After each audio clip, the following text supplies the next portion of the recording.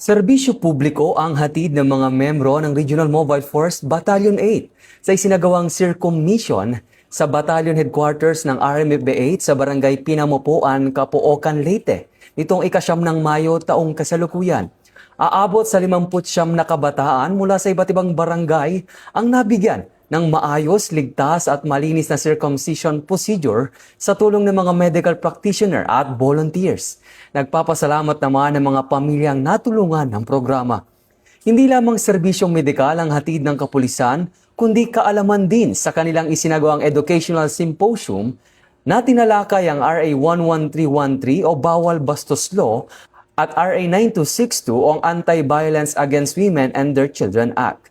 Lain nito na itaas ang kamalayan ng publiko laban sa pang-aabuso, kasama na ang pagbibigay ng mga road safety tips at information flyers. Naging posible ang programa sa tulong ng Tacloban City Health Office, Philippine Academy of Family Physicians Residence Organization o PAPRO at Battalion Advisory Group for Police Transformation and Development.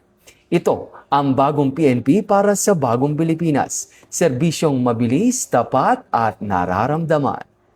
Mula dito sa National Headquarters ng Philippine National Police, ako ang inyong PNN correspondent, Patrolman Edwin Baris, alagad ng batas, taga-taguyod ng Balitang Pulis.